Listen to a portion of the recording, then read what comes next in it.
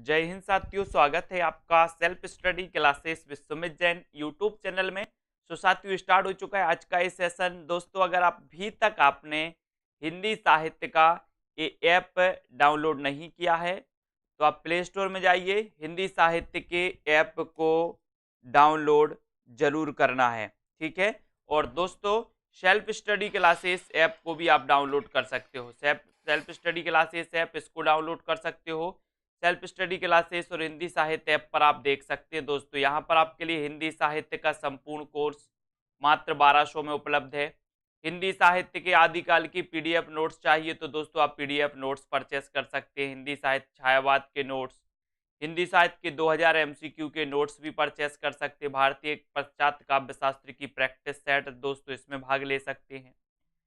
MPSI के लिए test series launch की गई हिंदी साहित्य के एडेड जूनियर के लिए, और हिंदी साहित्य की डेली टेस्ट सीरीज, ये डेली टेस्ट सीरीज चलती है दोस्तों हिंदी साहित्य की, जिसमें आप डेली प्रैक्टिस कर सकते हैं।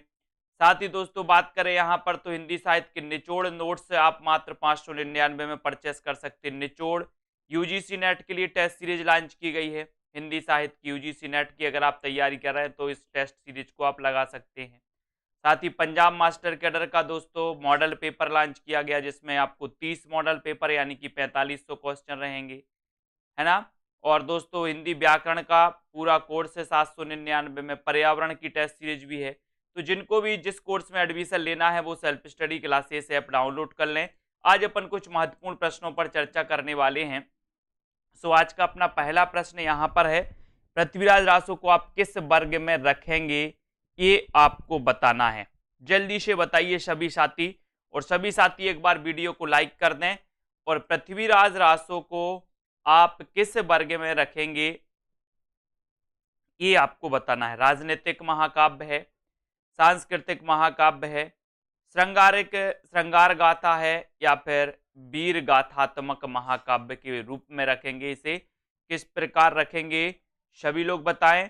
और सीधा आंसर इसमें जा रहा है कि सर पृथ्वीराज रासो को जो है हम वीर गाथा परक काव्य में रखेंगे। यानी कि दोस्तों आपका जो डी नंबर है ये डी नंबर बिल्कुल सही हो जाएगा। ठीक है। मैथिली हिंदी में रचित गद्य रचना का नाम बताना है दोस्तों आपको। बताइए मैथिली हिंदी में रचित कौन सी रचना है। वर्ण रत्नाकर, राउलवेल, प्राकृत पेंगलम, पदावली। बताइए फटाक से आपको यहां पर बताना है।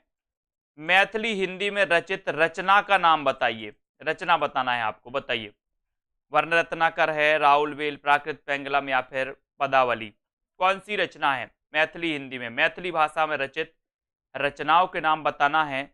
और आपको पता है वर्ण रत्नाकर भी है ज्योतिषो ठाकुर की, और पदावली भी है दोस्तों। ठीक है। तो यहां पर आपका उत्तर डी नंबर सही हो जाएगा, ए एवं डी।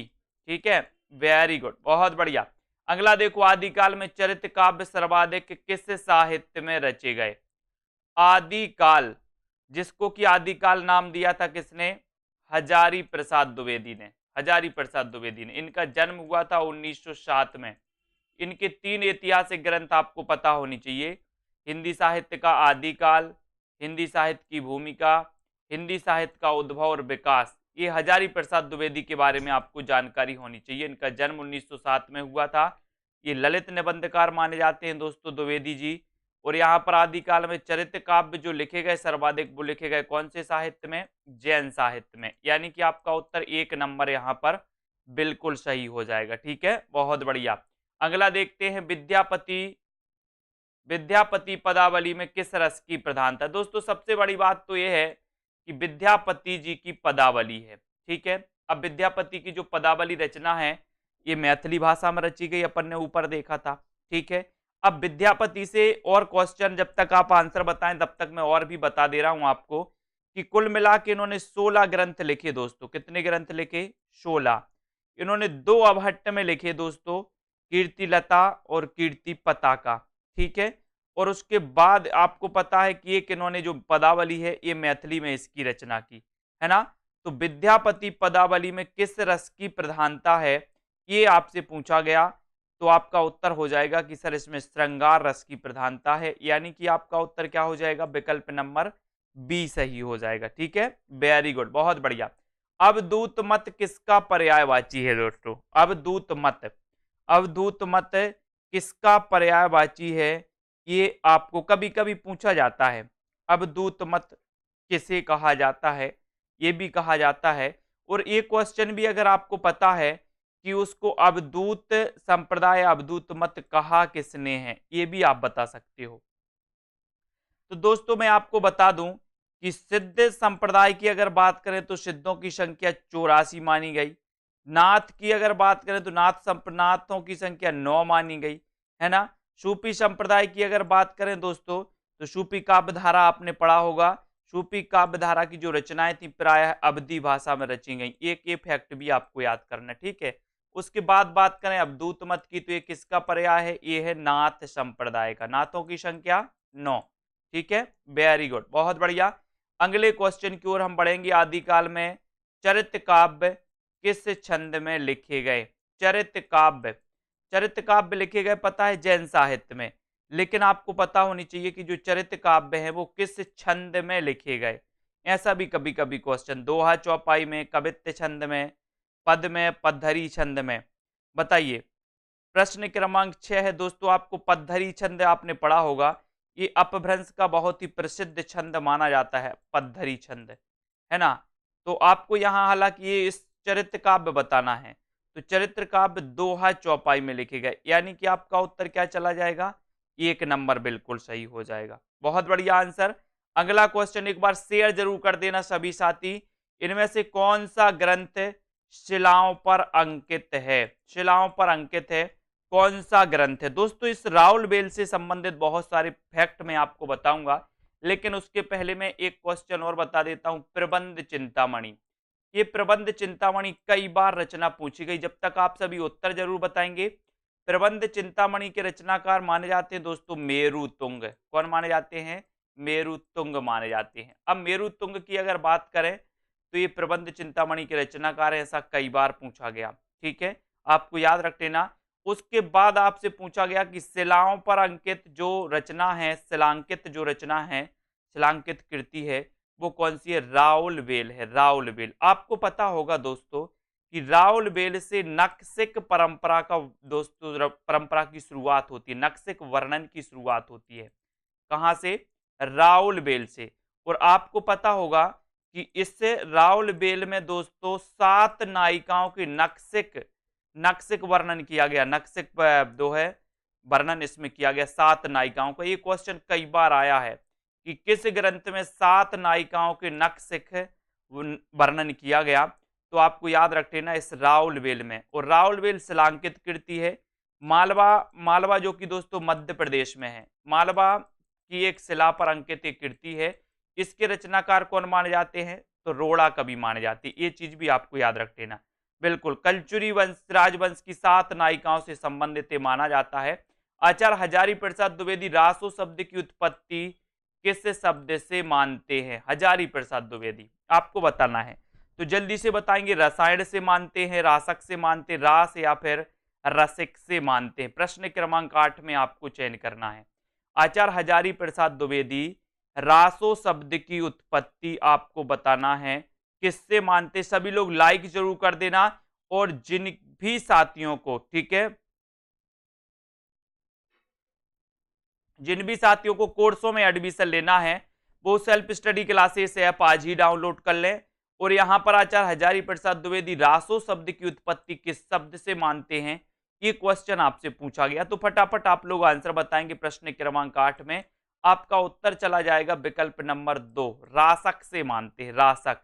बहुत बढ़िया, मैंने कई बार आपको याद करवाया है पैड क्लास में। रासक से मानते हैं, बी नंबर आपका यहां पर बिल्कुल सही है। बहुत बढ़िया आंसर। श्रापकाचार का रचना काल क्या है? दोस्तों बिल्कुल सरल क्वेश्चन है, अपन ने पढ़ा है कई बार कि सर हिंदी की प्रथम रचना की अगर बात करोगे तो हिंदी की प्रथम रचना मानी जाती है श्रापकाचार। हिंदी की प्रथम रचना कौन सी मानी जाती है? श्रापकाचार। अब श्रापकाचार का रचना काल आपसे पूछा है, जिसके रचनाकार कौन है, श्रापकाचार के रचनाकार कौन है, तो आपको बताना है देवसेन। कौन है? देवसेन। ठीक है, इनको याद रख लेना है। और श्रापकाचार का रचना काल पूछा गया तो आपका उत्तर आया बहुत बढ़िया 933 ईस्वी। ठीक है, बहुत बढ़िया, डी नंबर आपका बिल्कुल सही है। अगले क्वेश्चन की ओर बढ़ेंगे अपन। चार्ल्स इलियट ने किस ग्रंथ का प्रकाशन कराया दोस्तों? चार्ल्स इलियट ने किस ग्रंथ का प्रकाशन किया? परमाल रासो का, आलाखंड का, पृथ्वीराज रासो का, या फिर बीसल देव रासो का? चार्ल्स इलियट जो कि फर्रुखाबाद के कलेक्टर के रूप में आए थे दोस्तों, और उन्होंने इस ग्रंथ का प्रकाशन करवाया था। वो ग्रंथ कौन सा है वो आपको बताना है। प्रश्न क्रमांक 10 में चयन करना है। जल्दी से एक बार लाइक करके अपने मित्रों तक शेयर जरूर कर दो। चार्ल्स इलियट ने इनमें से किस ग्रंथ का प्रकाशन कराया, ये आपसे क्वेश्चन पूछा गया तो आपको पता है आलाखंड। आलाखंड नाम से करवाया था दोस्तों इन्होंने, परमाल रासो नाम से नहीं करवाया, इन्होंने आलाखंड नाम से करवाया था। ठीक है, किसने? चार्ल्स इलियट ने। आलाखंड का दूसरा नाम जो है वो क्या है? परमाल रासो। ठीक है, लेकिन इन्होंने आलाखंड नाम से करवाया था, तो आपको आलाखंड ही लगाना है, यानी कि बी नंबर आपको लगाना है यहाँ पर। ठीक है, चलिए, पृथ्वीराज रासो के विषय में कौन सी धारणा अधिक उपयुक्त है? पृथ्वीराज रासो दोस्तों, ये हिंदी का प्रथम महाकाव्य है पृथ्वीराज रासो, आपको पता होगा। कुछ विद्वान इसे अप्रामाणिक मानते हैं, कुछ प्रमाणिक मानते हैं, कुछ अर्ध प्रमाणिक मानते हैं, है ना। और इसकी जो ऐतिहासिकता है दोस्तों, ऐतिहासिकता ये अप्रामाणिक मानी जाती है। ठीक है, और प्रश्न क्रमांक 11 का आंसर आपको बताना है। तो आंसर है कि सर पृथ्वीराज रासो के विषय में जो धारणा उपयुक्त है कि ये जो ग्रंथ है वो अर्ध प्रमाणिक है। कैसा ग्रंथ है? अर्ध प्रमाणिक है, यानी कि आपका जो 3 नंबर है वो सी नंबर है, वो बिल्कुल सही है। ठीक है, वेरी गुड। किस रासो काव्य में श्रृंगार रस की प्रधानता है? जिन भी साथियों को एडमिशन लेना है वो सेल्फ स्टडी क्लासेस हिंदी साहित्य के कोर्स में एडमिशन ले सकते हैं और हिंदी साहित्य का रेगुलर अध्ययन कर सकते हैं दोस्तों। किस रासो काव्य में श्रृंगार रस की प्रधानता है? पृथ्वीराज रासो में, परमाल रासो में, बीसल देव रासो में, या फिर हमीर रासो में? श्रृंगार रस की प्रधानता किस रासो ग्रंथ में? आपको पता होगा दोस्तों कि आचार्य रामचंद्र शुक्ल ने हिंदी साहित्य के प्रथम काल को वीर गाथा काल नाम दिया था। वीर गाथा कहा था इन्होंने दोस्तों। वीर गाथा काल जो नाम दिया था इन्होंने 12 प्रमाणिक रचनाओं के आधार पर नाम दिया था। ठीक है, और 12 प्रमाणिक रचनाओं में बीसल देव रासो को भी रखा गया, लेकिन बीसल देव रासो के दोस्तों उसमें इनकी आलोचना हुई कि बीसल देव रासो इस श्रृंगार परक रचना है। तो यहाँ पर आपका उत्तर है ए सी नंबर। इसके रचनाकार है नरपति नाल। दोस्तों आपको पता होगा कि जो बीसल देव रासो है ये अजमेर के शासक से संबंधित है। अजमेर के शासक से संबंधित ये रचना मानी जाती है बीसल देव रासो, और कई बार ये रचना पूछी गई कि इसके रचनाकार कौन है ना। इसको याद कर लेना। रासक छंद में कितनी मात्राएं होती हैं दोस्तों? रासक छंद में कितनी मात्राएं होती हैं? ये क्वेश्चन आपसे पूछा गया, तो एक बार जल्दी से बता दो और जल्दी से एक बार लाइक जरूर कर दो साथियों, अपने मित्रों तक लाइक जरूर करना है। और रासक छंद में कितनी मात्राएं होती हैं, ये बहुत ही बढ़िया क्वेश्चन आपसे पूछा गया है, तो जल्दी से बताना है आपको कितनी मात्राएं होती रासक छंद में। रासक छंद में बताना है। बहुत बढ़िया आंसर आया है कि सर 29 मात्राएं होती हैं। Very good answer, B number आपका बिल्कुल सही है, बहुत बढ़िया। अगला क्वेश्चन देखो, विजयपाल रासो किस भाषा में लिखा गया? सबसे बड़ी बात तो यह है कि विजयपाल रासो के रचनाकार भी आपको बताना है कि विजयपाल रासो के रचनाकार कौन है, और साथ ही बताना है कि विजयपाल रासो की जो रचना हुई वो किसमें हुई? डिंगल और पिंगल, ये दो शैलियां मिलती हैं दोस्तों आदिकाल में। आपने पढ़ा होगा, आपने पढ़ा होगा कि सर अपभ्रंश और ब्रज मिलकर के बनती है पिंगल, और अपभ्रंश प्लस राजस्थानी मिलकर के बनती है दोस्तों डिंगल, है ना। ये भी कई बार पूछा जाता है कि डिंगल किस किस के मिश्रित किस कैसे मतलब ये बनती है। तो अपभ्रंश और राजस्थानी हो गई डिंगल, अपभ्रंश और ब्रज मिलके बनी पिंगल। ठीक है, तो विजयपाल रासो किस भाषा में लिखा गया? तो ये लिखा गया अपभ्रंश भाषा में, यानी कि आपका उत्तर तो यहाँ पर 3 नंबर बिल्कुल सही है, लेकिन आपको इसके रचनाकार जरूर बताना है। तो देखते हैं कौन बता रहा है। विजयपाल रासो, विजयपाल रासो, बहुत बढ़िया। नल्ल सिंह बताया है कि सर इसकी रचनाकार नल्ल सिंह है। अपन ने गदर फिल्म देखी है ना, क्या देखी? गदर फिल्म, नल उखाड़ दिया बोले। ठीक है, ऐसे रासो ग्रंथ के रचनाकार का नाम बताएं जिसकी रचना जिसकी रचना अजमेर के शासक से संबंधित है। ये क्वेश्चन कई बार आया हुआ है। ऐसे रासो ग्रंथ के रचनाकार का नाम बताइए जिसकी रचना अजमेर के शासक से संबंधित है। अभी मैंने आपको बताया भी है और आपको बताना है, तो उत्तर क्या हो जाएगा?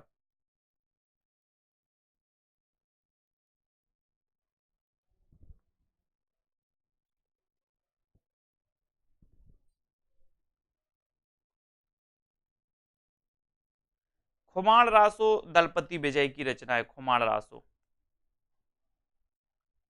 रासो दलपति विजय की है। यहां पर तो आपका उत्तर हो जाएगा नरपति नाल। ठीक है, नरपति नाल हो जाएगा, यानी कि आपका यहाँ पर बी नंबर बिल्कुल सही हो जाएगा। संदेश रासक एक किसकी रचना है? दोस्तों आपके लिए बहुत बढ़िया यहाँ पर क्वेश्चन बनता है। सबसे पहले तो हम इसको जानेंगे कि जो संदेश रासक की रचना है, ये रचना दोस्तों आपको पता है कि ये भी अबहट्ट की रचना मानी जाती है, संदेश रासक, है ना। और संदेश रासक की अगर बात करें तो ये जो है खंड काव्य है। ये क्या है? खंड काव्य संदेश रासक। ठीक है। दूसरा क्वेश्चन एक और बनता है कि इसको दोस्तों मेघदूत, आदिकाल का मेघदूत कहा जाता है। किस रचना को? संदेश रासक को। आपको केवल रचनाकार बताना है, मैं आपके लिए 4-5 फैक्ट और बता रहा हूं। संदेश रासक की अगर बात करें दोस्तों, तो संदेश रासक को हिंदी की प्रथम रचना मानी है। किसने मानी हिंदी की प्रथम रचना? हजारी प्रसाद द्विवेदी ने। हजारी प्रसाद द्विवेदी ने हिंदी की प्रथम रचना माना संदेश रासक को, और अब्दुल रहमान को इन्होंने हिंदी का प्रथम कवि माना। तो यहाँ पर अपने 5 क्वेश्चन क्लियर हो जाते। सबसे पहले तो यही होता है कि संदेश रासक के रचनाकार कौन है? अब्दुल रहमान। संदेश रासक की भाषा क्या है? अबहट्ट है। संदेश रासक दोस्तों ये खंड काव्य है। आदिकाल का इसे मेघदूत कहा जाता है, और हजारी प्रसाद द्विवेदी ने इसे हिंदी की प्रथम रचना माना है। ये भी अपन को याद कर लेना। ठीक है। राउल बेल एक किसकी रचना है दोस्तों? राउल बेल जो कि शिलांकित कृति है। कौन सी कृति है? शिलांकित कृति है। ठीक है। अब राउल बेल किसकी रचना, ये आपको बताना है। रोड़ा कवि की है, विद्याधर की, अब्दुल अब्दुल रहमान की है, या फिर ज्योतिश्वर ठाकुर की। यहाँ से कई क्वेश्चन आपके पूछे जाते हैं। राउल बेल, इसके बारे में अपन ने पढ़ लिया कि सर ये शिलांकित करती कृति है। गद्य पद्य मिश्रित चंपू काव्य भी है दोस्तों, ये राउल बेल चंपू काव्य है, ये भी याद रख लेना है। ठीक है। और यहाँ पर राउल बेल किसकी रचना है ये आपको बताना है, तो आपका उत्तर हो जाएगा ये रोड़ा कवि की रचना है। एक नंबर आपका बिल्कुल सही है, रोड़ा कवि की। ठीक है। राउल बेल किसकी रचना है? रोड़ा कवि की है। उसके बाद राजा मुंज को पुरानी हिंदी का प्रथम कवि किसने माना है? राजा मुंज को पुरानी हिंदी का प्रथम कवि किसने माना है? चंद्रधर शर्मा गुलेरी ने, रामचंद्र शुक्ल जी ने, है ना, और राहुल सांकृत्यायन, या फिर बच्चन सेन ने। बहुत अच्छा क्वेश्चन है। राजा मुंज को दोस्तों किसने माना है? ये क्वेश्चन आपसे पूछा गया प्रश्न क्रमांक 18 में। 18 का उत्तर क्या हो जाएगा?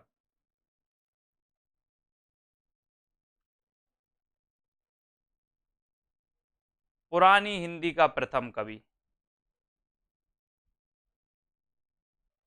तो यहाँ पर आपका उत्तर हो जाएगा गुलेरी जी। पुरानी हिंदी का प्रथम कवि माना है इन्होंने राजा मुंज को। बहुत बढ़िया आंसर आ गया ये नंबर। उसके बाद देसिल बैना सब जन मिठा, ये किसकी पंक्ति है दोस्तों? प्रश्न क्रमांक 19 में आपको चयन करना है। सभी साथी एक बार लाइक जरूर कर दें और उत्तर आपको बताना है। देसिल बैना सब जन मिठा, ये जो कृति है, ये कृति किसकी है? पुष्पदंत की है, विद्यापति की है, ज्योतिश्वर ठाकुर की है, या फिर अब्दुल रहमान की है? देशिल वैना शबजन मिठा, ये पंक्ति किसकी है? प्रश्न क्रमांक 19 में। और लगभग सभी को पता है कि सर देशिल वैना शबजन मिठा की अगर बात करोगे तो ये पंक्ति विद्यापति जी की है। विद्यापति, इन्हें अभिनव जयदेव भी कहा जाता है विद्यापति जी को। ठीक है। मैथिल कोकिल भी इन्हें कहा जाता है विद्यापति जी को। ठीक है। ये भी अपन को याद रख लेना है। अब यहाँ पर आते हैं दोस्तों, यहाँ पर आते हैं भोला शंकर व्यास ने हिंदी के आरंभिक रूप को क्या कहा है? भोला शंकर व्यास ने हिंदी के आरंभिक रूप को क्या कहा है? प्रभंश, अबहट्ट, पुरानी हिंदी या फिर प्राकृत? बताएं। प्रश्न क्रमांक 20 में भोला शंकर व्यास ने हिंदी के आरंभिक रूप को क्या कहा है? भोला शंकर व्यास, क्वेश्चन अच्छा है और बताना है आप सभी को। हिंदी के आरंभिक रूप को क्या कहा है? तो भोला शंकर व्यास ने हिंदी के आरंभिक रूप को अबहट्ट कहा है। क्या कहा है? अबहट्ट।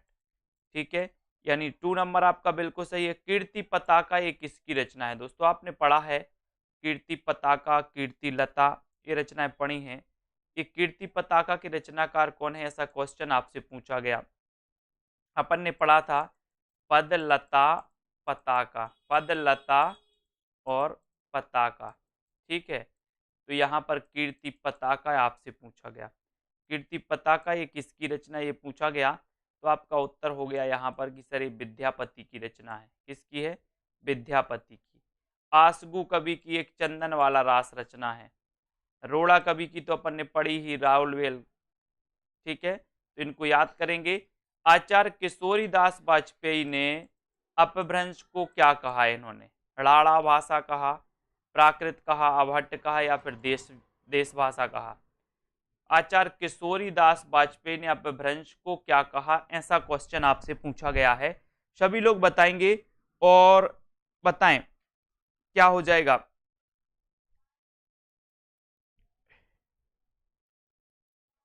आचार्य किशोरी दास वाजपेयी ने अपभ्रंश को क्या कहा? बहुत अच्छा क्वेश्चन है प्रश्न क्रमांक 22 में। और राड़ा भाषा, राड़ा भाषा कहा। 1 नंबर आपका राड़ा भाषा बिल्कुल सही। अबहट्ट शब्द का सर्वप्रथम प्रयोग मिलता है दोस्तों, अबहट्ट शब्द का कीर्ति पताका में, विद्यापति मैथिली में, वर्ण रत्नाकर या फिर नाट्य शास्त्र में? किसमें मिलता है? अबहट्ट शब्द का सबसे पहले प्रयोग किसमें मिलता है? ऐसा क्वेश्चन आपसे पूछा गया है। सभी लोग लाइक जरूर करेंगे सभी साथी, और जिन भी साथियों का सब्सक्रिप्शन समाप्त हो रहा है और उनको लेना है तो जल्दी ले सकते हैं, है ना। और जिन भी साथियों ने दोस्तों अभी तक वीडियो को लाइक नहीं किया वो वीडियो को लाइक कर दें, अपने मित्रों को शेयर कर दें। और उत्तर चला जाएगा वर्ण रत्नाकर। वर्ण रत्नाकर यानी कि दोस्तों ये ज्योतिश्वर ठाकुर की रचना है। सी नंबर आपने बिल्कुल सही लगाया है, बहुत बढ़िया आंसर, वेरी गुड। भल्ला हुआ जो मारिया बहीड़ू मेहारा कंतु, ये किसकी पंक्ति है? भल्ला हुआ जो मारिया, ये पंक्ति किसकी है? हेमचंद्र की है, सोम प्रभु सूरी की है, मेरु तुंग या फिर विद्यापति की? प्रश्न क्रमांक 24 में भल्ला हुआ जो मारिया बहीड़ू मेहारा कंतु, ये पंक्तियां किसकी हैं? ये पंक्तियां आपको बताना है 24 में। बहुत ही अच्छा क्वेश्चन है और आपका उत्तर हो जाएगा, क्या हो जाएगा? प्रश्न क्रमांक 24 में हो गया आपका हेमचंद्र। हेमचंद्र दोस्तों आपको पता है इन्होंने एक हेमचंद्र शब्दानुशासन करके ग्रंथ लिखा था, आपको पता होगा। इन्हें क्या कहा जाता है, इनके बारे में बताइए। शब्दानुशासन लिखा था इन्होंने, हेमचंद्र शब्दानुशासन। तो 1 नंबर आपका भल्ला हुआ जो मारिया ये हेमचंद्र जी की है। इनके बारे में एक प्रसिद्धि है वो बताना है आपको। कुमारपाल चरित के रचनाकार कौन है? कुमारपाल चरित और कुमारपाल प्रतिबोध, एक रचना आई थी दोस्तों, कुमारपाल प्रतिबोध। कुमारपाल प्रतिबोध के रचनाकार कौन है? ऐसा पूछा गया था, कुमारपाल प्रतिबोध। तो मैं आपको बता दूं कि कुमारपाल प्रतिबोध के रचनाकार सोमप्रभ सूरी माने जाते हैं। कौन माने जाते हैं? कुमारपाल प्रतिबोध यानी कि सोमप्रभ सूरी। और कुमारपाल चरित के रचनाकार आपको चयन करना है, सभी लोग बताएंगे। और दोस्तों वीडियो को लाइक कर लें, और सभी साथी हिंदी साहित्य का जो भी रेगुलर अध्ययन करना चाहते हैं वो सभी साथी दोस्तों एडमिशन ले सकते हैं। और हिंदी साहित्य की जो भी पीडीएफ नोट्स चाहते हैं वो पीडीएफ नोट्स के लिए दोस्तों ऐप डाउनलोड कर लें, सेल्फ स्टडी क्लासेस, जहां पर आपके लिए पीडीएफ कोर्स लॉन्च किए जा रहे हैं। और कुमारपाल चरित के रचनाकार कौन है? तो उत्तर चला जाएगा हेमचंद्र, यानी कि आपका 1 नंबर बिल्कुल सही है, हेमचंद्र आपका राइट आंसर है, वेरी गुड आंसर। प्राकृत पेंगलम ये किसकी रचना है? प्राकृत पेंगलम किसकी रचना है? लक्ष्मीधर की है, सभी लोग बताइए, बताएं। श्रीधर की है, हाल की है या फिर लाल चंद दास की है? प्राकृत पेंगलम के रचनाकार कौन है, इसका क्वेश्चन आपको बताना है। सभी बताएं।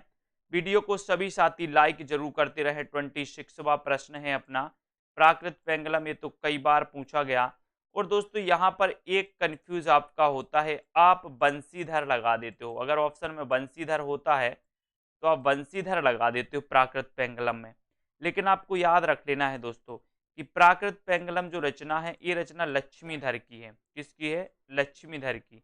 लेकिन अगर आपसे पूछा जाता है कि प्राकृत पेंगलम की टीका किसने लिखी, टीका किसने लिखी, तो टीका लिखी थी बंसीधर ने।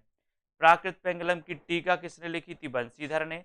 प्राकृत पेंगलम रचना लिखी थी किसने? लक्ष्मीधर ने। इनको अपन को ध्यान रखना है। उसके बाद पुरुष कहानी हो कहो जस पुत्थावे पुण्य, कहाँ से ली गई है? कीर्ति पताका से, कीर्ति लता से, पदावली, या फिर सैव सर्वस्व सार से, ये आपको बताना है। सभी लोग बताएंगे। पुरुष कहानी हो कहो जस पुत्थावे पुण्य, ये पंक्ति कहाँ से ली गई? एक बार सभी साथी लाइक करें, अपने मित्रों तक शेयर करें साथी, और सेल्फ स्टडी क्लासेस ऐप को डाउनलोड कर लें। बढ़िया तरीके से आपके लिए कोर्स लॉन्च किए जा रहे हैं दोस्तों। और जो भी साथी रेगुलर अध्ययन करना चाहते हैं वो तो जुड़ ही जाएं, चाहे एग्जाम हो या ना हो।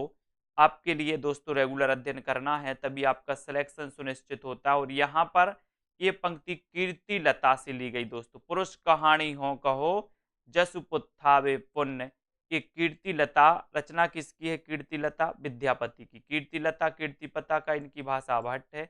पदावली की भाषा मैथिली है।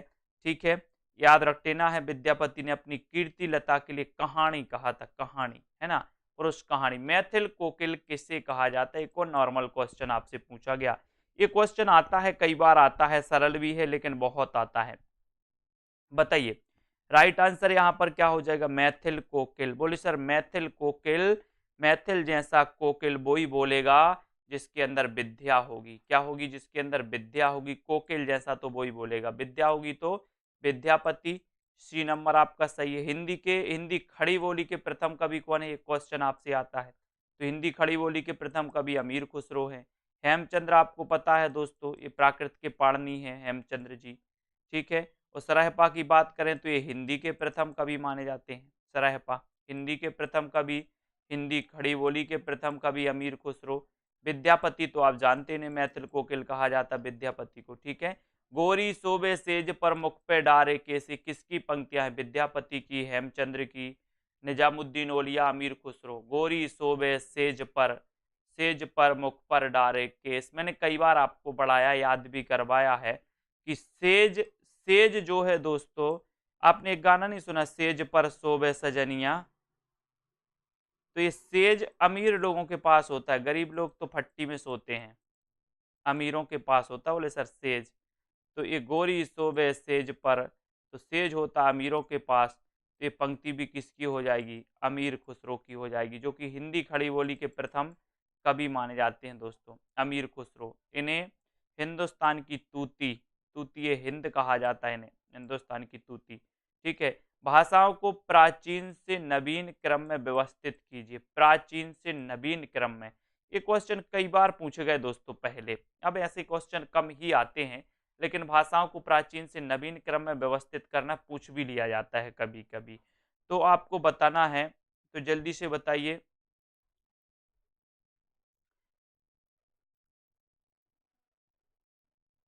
प्रश्न क्रमांक 30 का आंसर आपको चयन करना है। पाली प्राकृत संस्कृत अपभ्रंश, अपभ्रंश पाली प्राकृत संस्कृत। तो यहाँ पर सभी लोगों को पता है कि सर सबसे पहले संस्कृत, उसके बाद पाली, पाली के बाद प्राकृत, और प्राकृत के बाद अपभ्रंश। ठीक है। फिर अबहट्ट, फिर हिंदी, है ना, इस प्रकार से ये विकास होता है। तो आपका सी नंबर यहाँ पर बिल्कुल सही है। 84 वैष्णव की वार्ता, इस पुस्तक के लेखक आपको बताने। 84 वैष्णव की वार्ता ये क्या है? ये जीवन व्रत है दोस्तों। ये क्या है? ये जीवन व्रत है। जीवन व्रत कैसा? इसमें दोस्तों आपको पता है 84 वैष्णव की वार्ता में विट्ठलनाथ का नाम सुना होगा, जिन्होंने अष्टछाप की स्थापना की थी। विट्ठलनाथ के दोस्तों शिष्यों का वर्णन किसमें है? 84 वैष्णव की 84 वैष्णव की वार्ता में नहीं, सॉरी, विट्ठलनाथ की 252 वैष्णव की वार्ता में बल्लभाचार्य का नाम सुना होगा। बल्लभाचार्य के शिष्यों का वर्णन है 84 वैष्णव की वार्ता में। बल्लभाचार्य नाम सुना होगा, शुद्धाद्वैतवाद के प्रवर्तक माने जाते हैं दोस्तों। लेकिन एक कैसेट फंस गई थी अभी जूनियर टेट में। शुद्धाद्वैत आपसे पूछा था और वहां पर विष्णु स्वामी भी दिया था और बल्लभाचार्य भी दिया था। तो दोस्तों आपको विष्णु स्वामी लगाना था, क्योंकि शुद्धाद्वैतवाद के जो आदि प्रवर्तक हैं वो विष्णु स्वामी हैं, है ना। नॉर्मल अगर पूछा जाता है कि बल्लभाचार्य, तो बल्लभाचार्य भी दोस्तों माने जाते हैं, याद रख लेना। बल्लभाचार्य के गुरु का नाम विष्णु स्वामी था, विष्णु स्वामी। और बल्लभाचार्य के पुत्र का नाम विट्ठलनाथ था, जिन्होंने 1565 में दोस्तों अष्टछाप की स्थापना कर दी थी। यहाँ पर 84 वैष्णव की वार्ता पूछा गया आपसे। इसके रचनाकार तो दोस्तों गोकुलनाथ हैं। कौन है? गोकुलनाथ। ये भी याद रख लेना है। ठीक है, एक क्वेश्चन और आपसे पूछा गया था दोस्तों, ईश्वर दास किस काव्य धारा के कवि हैं? ईश्वर दास। दोस्तों आप लोग कभी कभी क्या है, कंफ्यूज होते हैं। ईश्वर दास मैंने आपको राम भक्ति धारा में कई बार पढ़ाया है। इनकी एक रचना भरत मिलाप भी है, इनकी एक रचना अंगद पेज भी है। अंगद पेज अपन ने पढ़ा होगा ईश्वर दास की। लेकिन यहां पर आप कंफ्यूज होते हो सत्यवती कथा में, क्योंकि हजारी प्रसाद द्विवेदी ने सत्यवती कथा को सूफी काव्य धारा की प्रथम रचना मान लिया, इसलिए आप कंफ्यूज हो गए। और कई लोगों ने ईश्वर दास को सूफी काव्य धारा में लगा के आ गए, लेकिन वास्तव में ये सूफी काव्य धारा के नहीं है। ईश्वर दास जो हैं ये राम काव्य धारा के कवि माने जाते हैं, ईश्वर दास। ठीक है, यहाँ पर रामायण की भाषा क्या है? तो यहाँ पर रामायण की भाषा तो संस्कृत है दोस्तों, संस्कृत। लेकिन अगर यहाँ पर रामचरितमानस पूछा जाता, तुलसीदास की रचना रामचरितमानस पूछा जाता, तो आपको अवधि लगाना था। रामचरितमानस की भाषा क्या है? अवधि। ठीक है, और रामायण की भाषा क्या है? तो रामायण की भाषा संस्कृत, जो कि वाल्मीकि की रामायण है। ठीक है, बहुत बढ़िया। अब यहां पर आ जाते हैं, दक्षिणी हिंदी का दूसरा नाम क्या है? दक्षिणी हिंदी का दूसरा नाम क्या है? हिंदी भी है, ये भी आपको बताना है। और कोरबी, खड़ी बोली या फिर हैदराबादी, यानी कि प्रश्न क्रमांक 33 में आपको बताना है। एक बार सभी साथी लाइक जरूर कर दो। और यहाँ पर दक्षिणी हिंदी का दूसरा नाम क्या है? दक्षिणी हिंदी का दूसरा नाम क्या है? आपको चयन करना है। हिंदी भी है, कोरबी है, खड़ी बोली है या फिर हैदराबादी है। तो आपका बहुत अच्छा क्वेश्चन है कि सर दक्षिणी हिंदी का दूसरा नाम है हिंदवी। हिंदवी यानी कि 1 नंबर आपका बिल्कुल सही है। ठीक है, बहुत बढ़िया।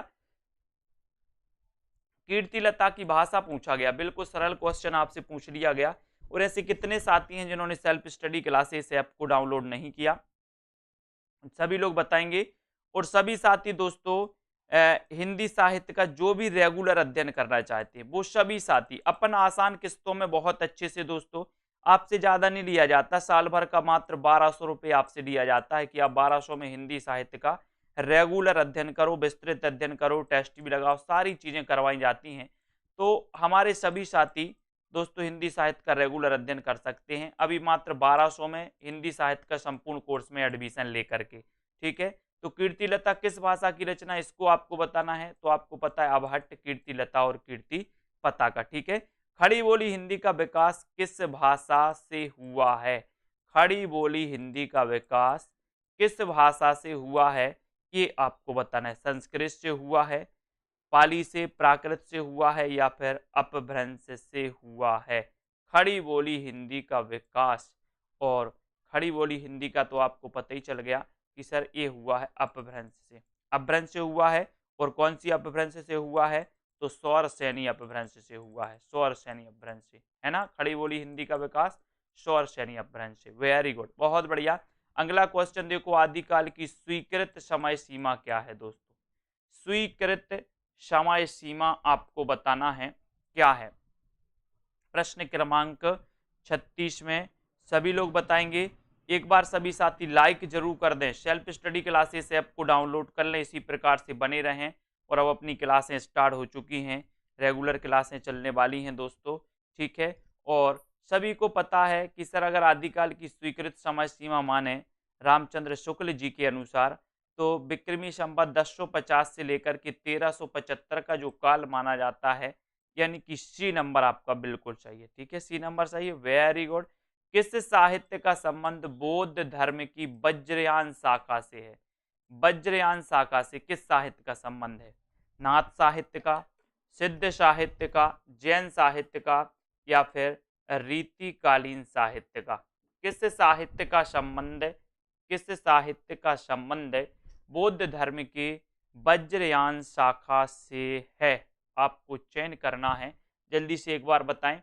और सीधा सीधा आंसर जाएगा कि सर यहाँ पर बात करें बौद्ध धर्म की वज्रयान शाखा की, तो सिद्ध साहित्य का संबंध है, यानी बी नंबर आपका, बी नंबर बिल्कुल सही है, सिद्ध साहित्य राइट आंसर है। बहुत बढ़िया। राहुल सांकृत्यायन ने सिद्धों की संख्या कितनी मानी? आपको पता है दोस्तों, राहुल सांकृत्यायन ने हिंदी का प्रथम कवि माना सरहपा को, और अधिकांश विद्वानों ने भी सरहपा को ही माना है ना। और इनकी सरहपा की एक रचना है दोस्तों, कौन सी? दोहा कोश। कौन सी है? दोहा कोश। एक क्वेश्चन आता है दोस्तों सिद्धों से एक क्वेश्चन आता है कि सिद्धों में प्रथम स्थान किसका है? सिद्धों में प्रथम स्थान तो सरहपा का है, लेकिन एक क्वेश्चन आता है कि सिद्धों में सर्वोच्च स्थान किसका है? तो सर्वोच्च स्थान दोस्तों माना जाता है लुइपा का। लुइपा का सर्वोच्च स्थान माना जाता है, प्रथम स्थान सरहपा का माना जाता है। सरहपा की रचना दोहा कोश है।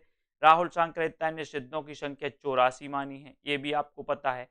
नाथ संप्रदाय का प्रवर्तक किसे माना जाता है दोस्तों? नाथ संप्रदाय का प्रवर्तक आपको चयन करना है, तो यहाँ पर आप बताएंगे, उत्तर बताएंगे दोस्तों नाथ संप्रदाय का। मैं आपको बता दे रहा हूँ दोस्तों कि नाथों की अगर बात करें तो नाथ दोस्तों जो मत्स्येंद्र नाथ थे, मत्स्येंद्र नाथ, इनकी एक रचना कौल ज्ञान निर्णय है। कौल ज्ञान निर्णय कौन सी रचना है? कौल ज्ञान निर्णय। कभी कभी ऐसा पूछा जाता है कि कौल ज्ञान निर्णय के रचनाकार कौन है? तो मत्स्येंद्र नाथ। अब मत्स्येंद्र नाथ के शिष्य थे कौन? गोरखनाथ। कौन थे दोस्तों? गोरखनाथ। अब गोरखनाथ जो थे, इन्होंने नाथ संप्रदाय की स्थापना की थी। नाथ संप्रदाय की स्थापना किसने की थी? गोरखनाथ ने। ये याद कर लेना है। यहाँ पर मत्स्येंद्र नाथ गलत दिया है दोस्तों, गोरखनाथ ने की थी। ठीक है। नाथों की संख्या कितनी मानी गई है? नाथों की संख्या, नाथों की संख्या आपको बताना है। जल्दी से एक बार सभी साथी लाइक जरूर कर दें। रेगुलर अध्ययन करना है, प्रैक्टिस करना है आपको। नाथों की संख्या कितनी मानी गई है? 12, 15, 9 या फिर 18? तो सभी को पता है लगभग कि सर 9 मानी गई नाथों की संख्या। हठ योग को अपनी साधना पद्धति का अनिवार्य अंग किसने माना? हठ योग को। और हठ योग में दोस्तों एक क्वेश्चन और आता है, हठ योग में हा का अर्थ क्या है और ठा का अर्थ क्या है? ये भी पूछा गया है, तो ये भी आपको बताना है। और हठ योग को अपनी साधना पद्धति का अनिवार्य अंग किसने माना? सिद्धों ने, नाथों ने, जैन ने, या फिर आपको बताना है कि सगुण मार्गी। तो हठ योग को अपनी साधना पद्धति मानी किसने? नाथों ने, जिनकी संख्या कितनी है? 9। लेकिन हठ योग में हा का अर्थ क्या है और ठा का अर्थ क्या है, ये आपको बताना है। सभी लोग बताएंगे। तो यहां पर आते हैं दोस्तों अगला क्वेश्चन, अहिंसा का संबंध प्रमुख रूप से निम्न में से किस मत से रहा? अहिंसा का संबंध, अहिंसा का संबंध जियो और जीने दो। तो यहां पर आपको बताना है,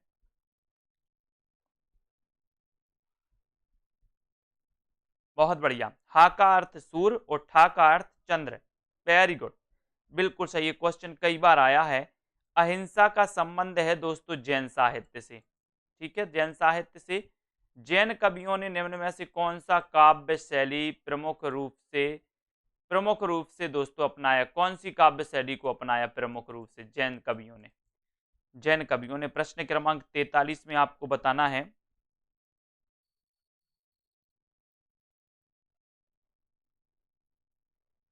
और जैन कवियों ने जो अपनाई दोस्तों वो रास, चंदन वाला रास, रास परंपरा को अपनाया, है ना। तो एक नंबर आपका यहाँ पर बिल्कुल सही है। तो कुछ क्वेश्चनों पर अपन ने चर्चा की दोस्तों। सभी साथी इसी प्रकार से बने रहें, वीडियो को लाइक करें और इस सेशन से जुड़े रहें। ठीक है। सेल्फ स्टडी क्लासेस की अगर बात करें तो आप हिंदी साहित्य self study classes app download करना, नीचे स्टोर का ऑप्शन आता है, स्टोर पर क्लिक करना। तो ये कोर्स आपको हिंदी साहित्य का, ये हिंदी साहित्य के संपूर्ण कोर्स में आप एडमिशन लेते हो तो इसमें आपको रेगुलर अध्ययन करने को मिलता है। आपका एग्जाम हो या ना हो इससे कोई मतलब नहीं, आपको रेगुलर अध्ययन अगर करना है तो इस हिंदी साहित्य के संपूर्ण कोर्स में एडमिशन ले सकते हो। ठीक है। अगर आपको नोट्स चाहिए तो हिंदी साहित्य के आदिकाल के नोट्स आप 250 में, है ना। हिंदी साहित्य की छायावाद नोट्स, ये भी अपन को याद कर लेना। हिंदी साहित्य में 2000 एमसीक्यू नोट्स जिनको भी प्राप्त करना है, भारतीय पाश्चात्य काव्य शास्त्र के टेस्ट जिनको लगाना है, डेली टेस्ट सीरीज में जिनको भाग लेना है, डेली टेस्ट सीरीज देना है, टेस्ट देना है, तो वो भी याद कर सकते हैं। ठीक है, तो इस प्रकार से दोस्तों अलग अलग प्रकार के कोर्स लॉन्च किए गए, जिनको भी जो एडमिशन लेना है, रेगुलर अध्ययन करना है तो रेगुलर अध्ययन कर सकते हैं। और दोस्तों अपना अध्ययन निरंतर चालू रखें सभी साथी। अब आपकी क्लासें दोस्तों स्टार्ट हो चुकी हैं। वीडियो को लाइक करें और आगे एग्जाम जो भी आने वाले हैं, जो भी एग्जाम आए उनके लिए हम तैयार रहें पहले से। चाहे आपका एलटी ग्रेड आए, चाहे आपका दोस्तों कोई भी एग्जाम आए, उनके लिए हमें पहले से तैयार रहना जरूरी है और तैयारी को निरंतर बनाए रखना है। ठीक है, तो सभी साथियों के लिए शुभ रात्रि। और दोस्तों सेल्फ स्टडी क्लासेस ऐप को डाउनलोड करें। वीडियो को लाइक शेयर करते हुए आज के इस वीडियो के लिए बस इतना ही। जय हिंद।